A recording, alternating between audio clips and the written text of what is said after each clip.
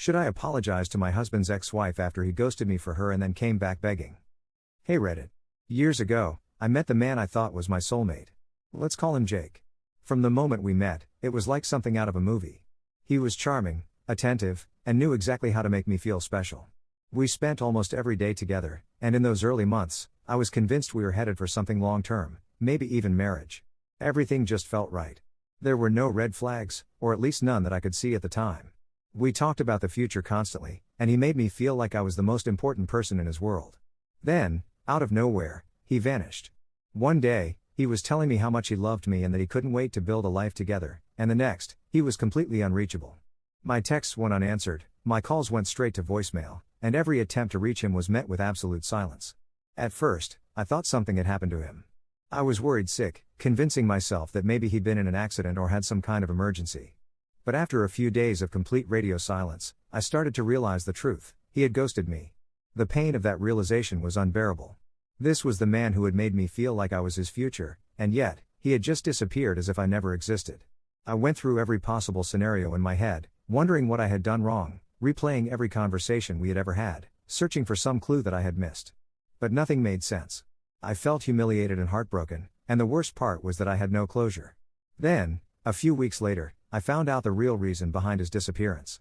He had left me to go back to his ex-wife, a woman he had once claimed was the biggest mistake of his life. They had been divorced for nearly a year, and he had always spoken about their relationship as if it was something toxic, something he was grateful to be free from. And yet, the moment she wanted him back, he ran straight into her arms without a second thought, leaving me in the dust without so much as an explanation. I won't lie, knowing the truth only made it worse. At least when I thought he had ghosted me for no reason, I could convince myself that maybe there was something deeper at play. But to find out that I had simply been discarded for the woman he had sworn he would never go back to? That nearly broke me. The betrayal stung in a way that words can't even describe. I spent months trying to move on. It wasn't easy. Every time I saw a happy couple, I felt a pang of resentment. Every time someone mentioned his name, my stomach twisted into knots.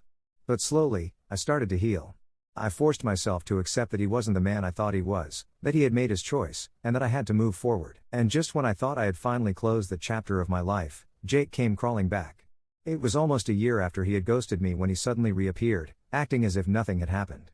At first, I ignored his messages. I had spent too long picking up the pieces of my broken heart to let him shatter me again.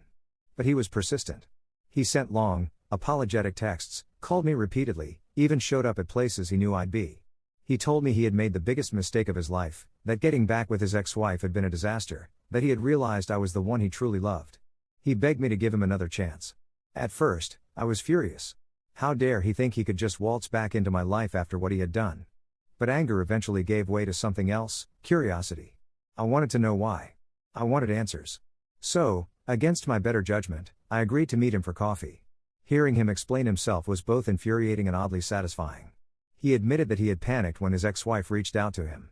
She had played on his emotions, made him feel like they had unfinished business, and he had been too weak to resist. But once he was back in that relationship, he realized why they had divorced in the first place. He said she was manipulative, controlling, and only wanted him back because she couldn't stand seeing him happy with someone else. According to him, their relationship was doomed from the start, and he had been a fool to think otherwise. I won't lie, it felt good to hear him say that he had regretted leaving me. A part of me wanted him to suffer, to know that he had thrown away something good for a toxic relationship that was never meant to last. But another part of me still loved him. And that part of me hated how easily he could still make my heart race. It took months of convincing, but eventually, I let him back in. I told myself that people make mistakes, that love is complicated, and that maybe, just maybe, he really had learned his lesson. We rebuilt what we had lost, slowly but surely, and eventually, he proposed. Despite everything, I said yes.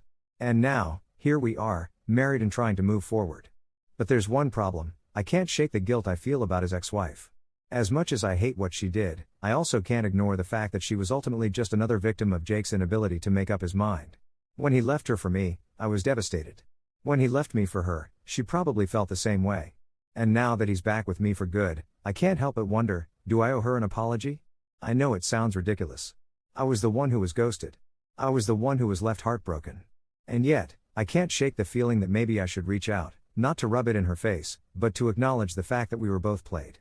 I don't know if she ever truly loved him or if she was just trying to win a game neither of us should have been playing in the first place. But if she did love him, then I know exactly how much pain she must have felt when he walked away again. My friends think I'm crazy for even considering it. They say I don't owe her anything, that she knew what she was doing when she took him back, and that if anything, she should be apologizing to me for being the reason he ghosted me in the first place. Maybe they're right. Maybe I'm overthinking this. But something in me can't shake the feeling that, for better or worse, she and I are connected in a way no one else could understand. I don't know what to do. Do I reach out to her and try to make peace, or do I let sleeping dogs lie? Part of me wonders if she would even care, or if she's moved on and barely gives Jake a second thought. But another part of me worries that she's sitting somewhere feeling the same pain I once felt, and I don't know if I can ignore that. I need to figure this out, but every time I think I have an answer, I second guess myself. Maybe the past should stay in the past, or maybe facing it is the only way I'll ever be free of it. I just don't know what's right. And now, just when I thought this was complicated enough, something has happened that's making everything even more confusing. Just when I thought I was finally settling into my new reality, something happened that threw everything into chaos again.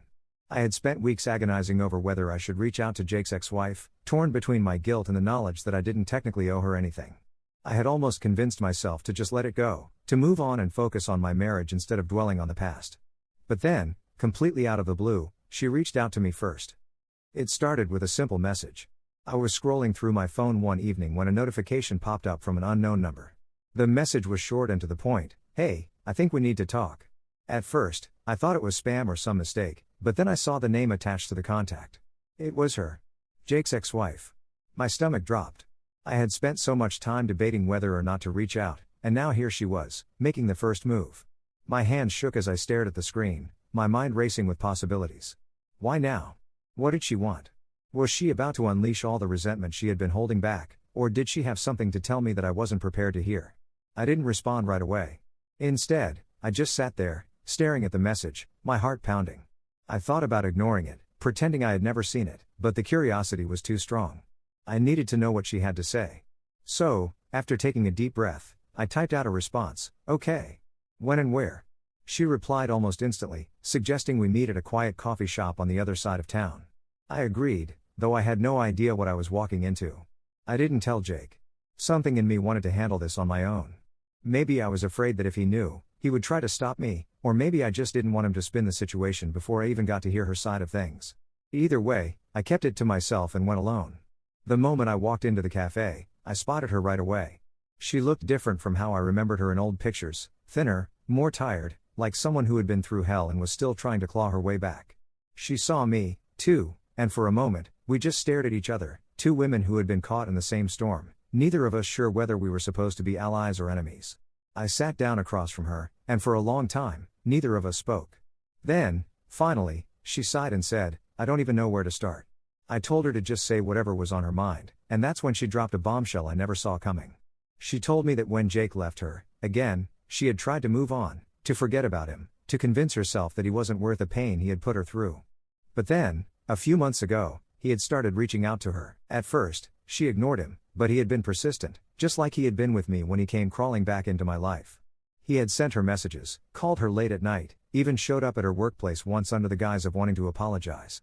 She swore she hadn't encouraged him, but the fact remained, while he was supposedly committed to me, while we were planning our future together, he had been trying to keep a door open with her. I felt like I had been punched in the gut. This was the man I had forgiven, the man I had married, the man who had sworn to me that I was the only one he wanted. And yet, here was his ex-wife, telling me that he had been trying to stay in her life behind my back. I wanted to believe she was lying, that she was just trying to stir up trouble, but the look in her eyes told me otherwise.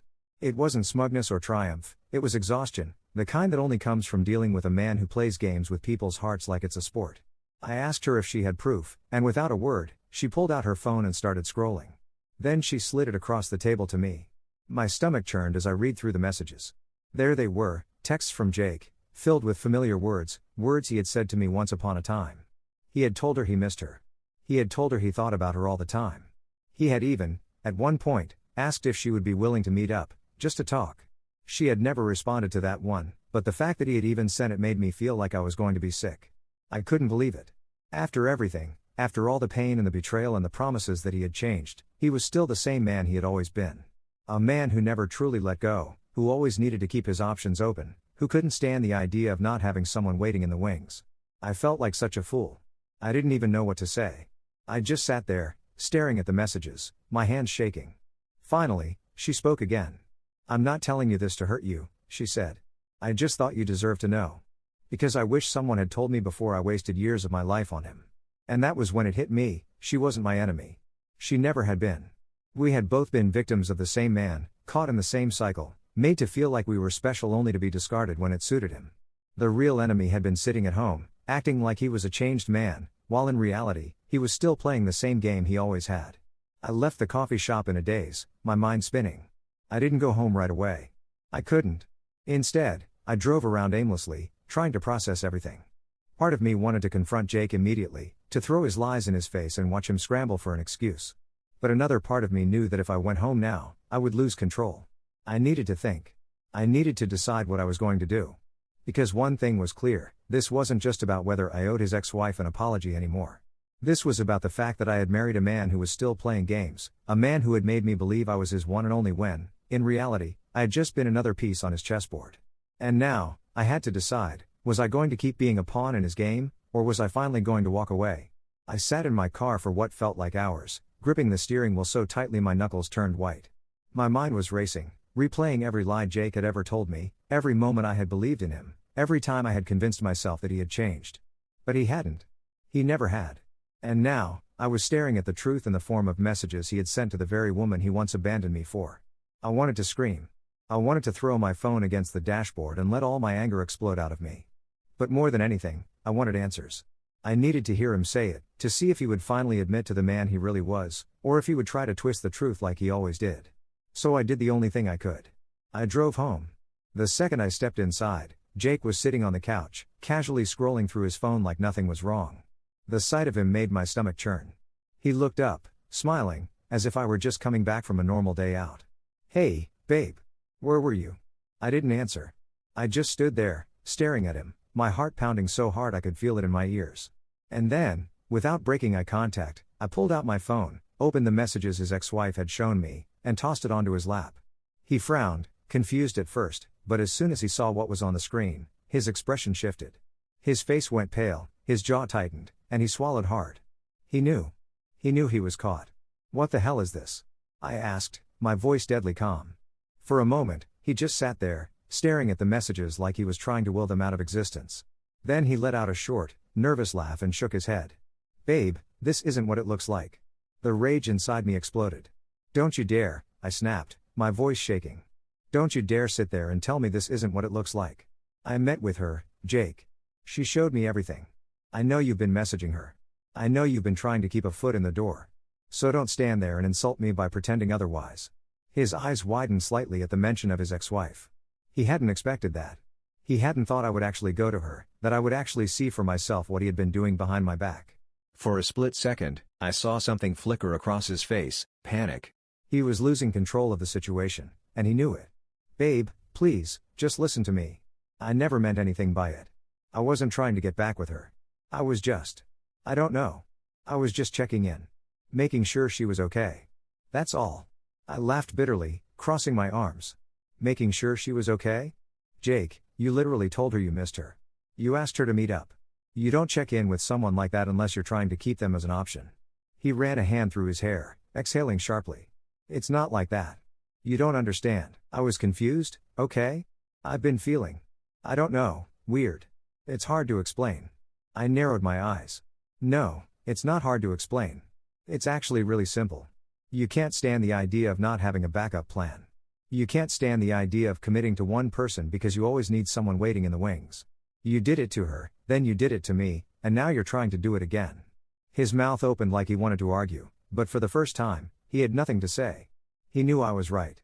A thick silence filled the room, and for the first time since I had met him, I saw Jake for exactly what he was: a coward. A man who thrived on keeping people under his thumb, who manipulated emotions like a game, who only ever came back when he was the one left alone. And I hated myself for ever loving him. I took a deep breath, steadying myself. I was done. I was so done. I grabbed my bag and turned toward the door. "Where are you going?" His voice was sharp, laced with desperation. I turned back and met his eyes, my voice steady. "I'm leaving, Jake. I should have done it a long time ago." His face twisted with panic. "Babe, no. Don't do this. We can fix this. I love you." "No, you don't," I said quietly. "You love control. You love having options. But you don't love me. Because if you did, you never would have done this in the first place. I saw it then, the moment he realized he had lost. His shoulders slumped, his face drained of color, and for the first time, he looked truly powerless.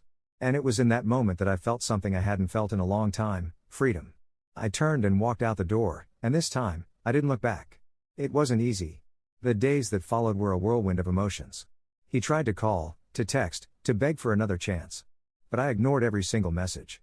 He showed up at my apartment once, but I didn't even open the door. For the first time, I was putting myself first. As for his ex-wife, I did reach out one last time.